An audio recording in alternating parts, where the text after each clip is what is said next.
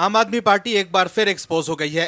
Court में जो हुआ है उससे आम आदमी पार्टी और उसके नेताओं के लिए बोलना मुश्किल हो गया है। दिल्ली हाई कोर्ट में आम आदमी पार्टी की असलियत बाहर आ गई है कि कैसे आपके नेता सत्ता के लिए बड़े बड़े दावे करते हैं, लेकिन हकीकत क्या है उसका खुलासा कोर्ट में हो रहा है।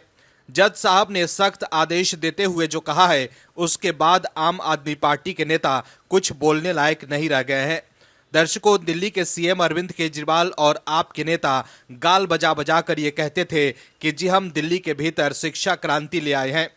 अब दिल्ली का बच्चा प्राइवेट स्कूल से नाम कटाकर सरकारी स्कूल में पढ़ रहा है, लेकिन असल चीजें तो कोर्ट में निकलकर सामने आ रही है, जहां दिल्ली की कथित शिक्षा क्रांति से पर्दा उठ रहा है।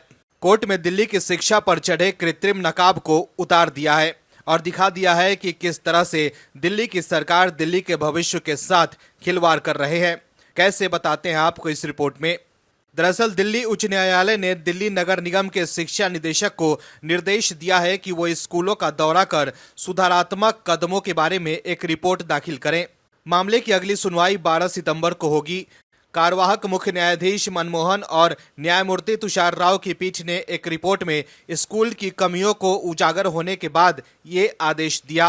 रिपोर्ट में कहा गया है कि स्कूलों में टूटी हुई डेस्क, कुर्सियां, शिक्षकों की कमी और कक्षाओं में पानी भरने से काफी परेशानी होती है।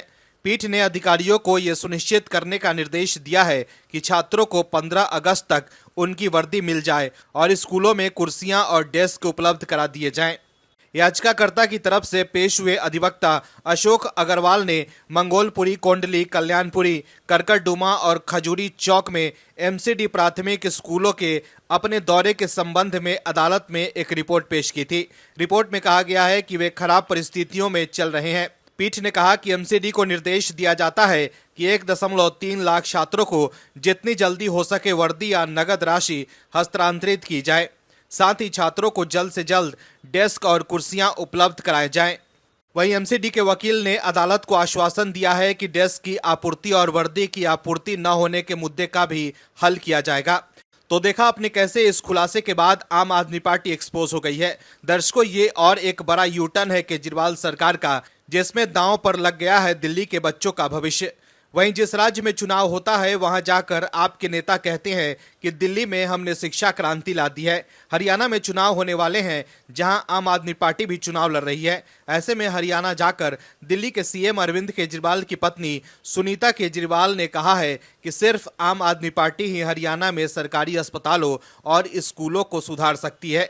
सुनीता केजरीवाल ने यह भी कहा कि अरविंद केजरीवाल ने दिल्ली में बिजली फ्री कर दी, दिल्ली वासियों के इलाज के लिए मोहल्ला क्लिनिक बनवाए।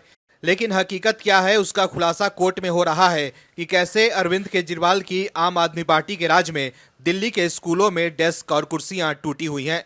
शिक्षकों की कमी के साथ कक्षाओं में पानी भरने से बच्चे परेशान हैं, लेकिन आपके नेता दूसरे राज्य में जाकर वाहवाही लूट रहे हैं। Bureau report, OMH news. और भी वीडियोस देखने के लिए चैनल को सब्सक्राइब करें और बेल आइकन को दबाएं।